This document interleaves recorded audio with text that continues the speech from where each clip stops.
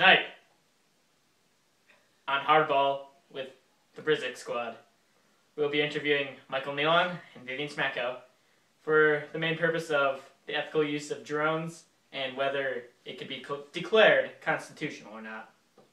We'll get started right now. First question, Mr. Nealon. Do you believe it is constitutional for the executive branch to order a drone strike on a U.S. citizen on American soil?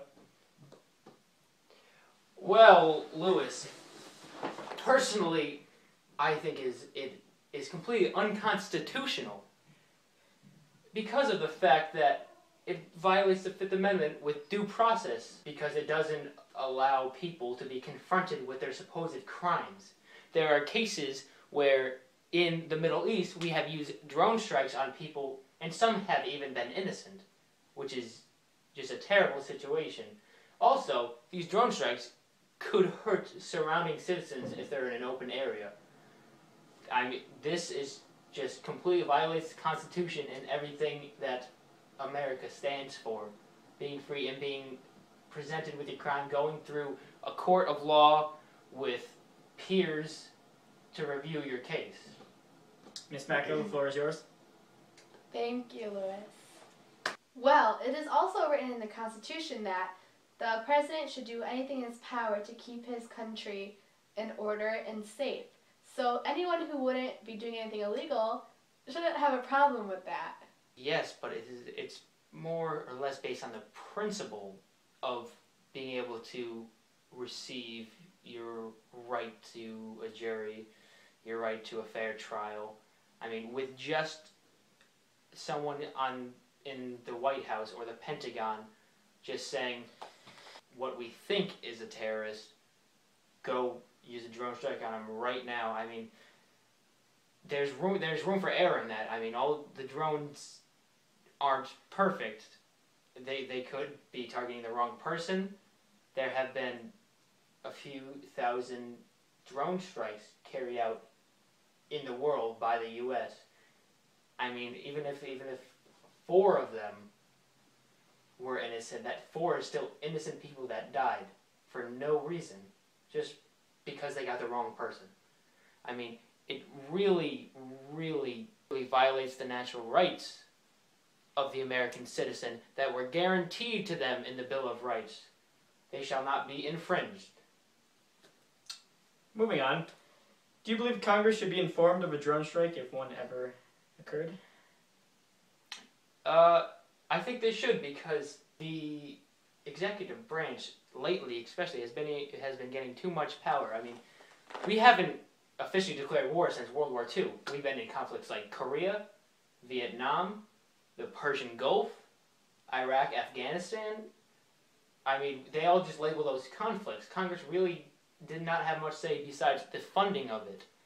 I mean, and Congress is not told about successful or unsuccessful drone strikes, so they kind of just keep pouring their money into these drones, just kind of suspecting that the U.S. is getting the terrorists that they want to get with these drone strikes. So it really, really makes it so that the executive branch's power is checked if Congress is also told. Ms. Smacko?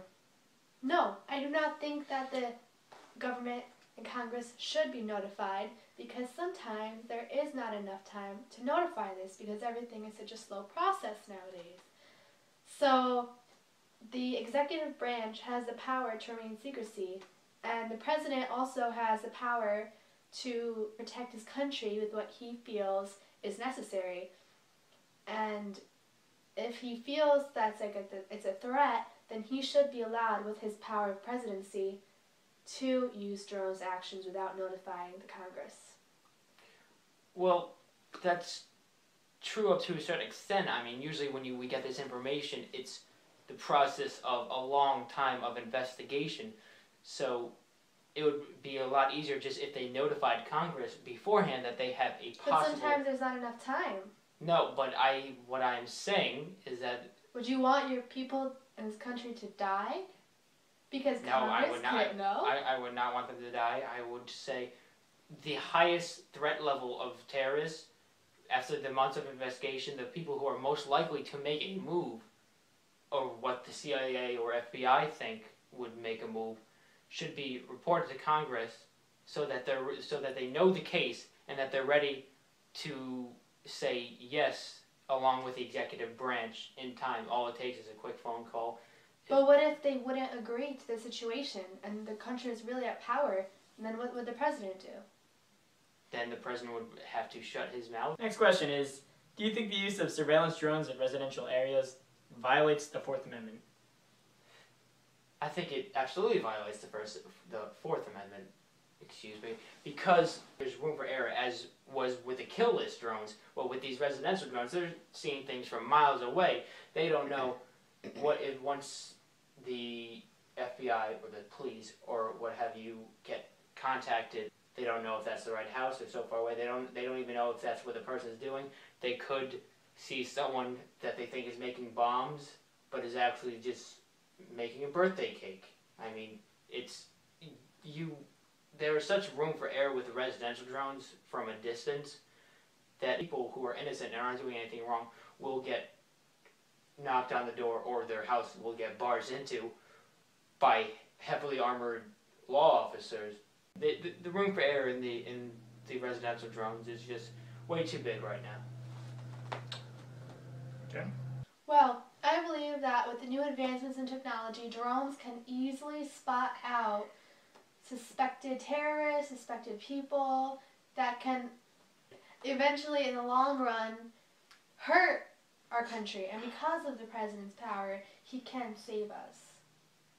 All right, final question of the night. Do you believe in ethical use of drones? Mr. Nealon, the floor is yours.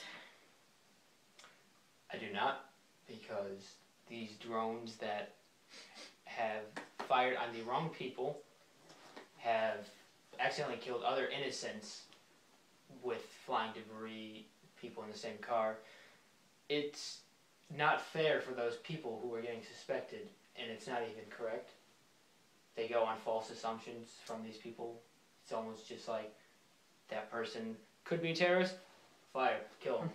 I mean, it's terrible what they're doing, and it's also creating a sense of anti-Americanism and traumatizing people in the Middle East, especially, because if you're a little boy or a little girl in Iraq or Afghanistan in a village, and a rocket comes out of the sky and blows up a car down the street or makes a building fall and crumble, I mean, that's just good. That you're going to live in fear your whole life that you could possibly die at any moment from some accidental error with the person that it is targeting you. The sense of anti-Americanism is detrimental to the U.S.'s success in what they are trying to do in the world, which is bring the ideology of natural rights, the right to say what you want against the government, to worship what you want, and not get harassed by it. We want to spread that to every country in the world, and it's not working out the way we want it to, because one of the factors of that is the drone strikes.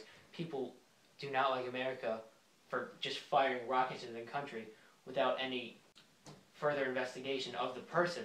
So it really hurts us in the long run if we continue to use these drone strikes.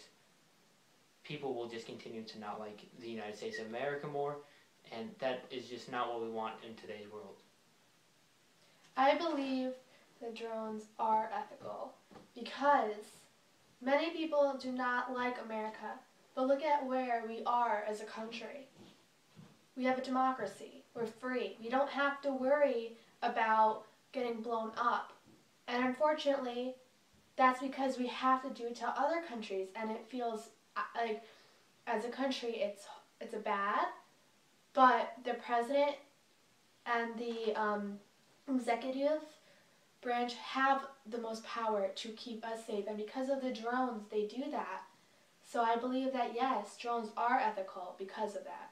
Thank you, everyone, for your time. That will be all for tonight's show. Join us tomorrow night at 10, where we get 2 people from the Civics squad to come in and talk on emails and why you should do it, especially to your teachers. Very important. We will have Jake O'Malley here and Mr. Brzezicki to discuss the age-old topic.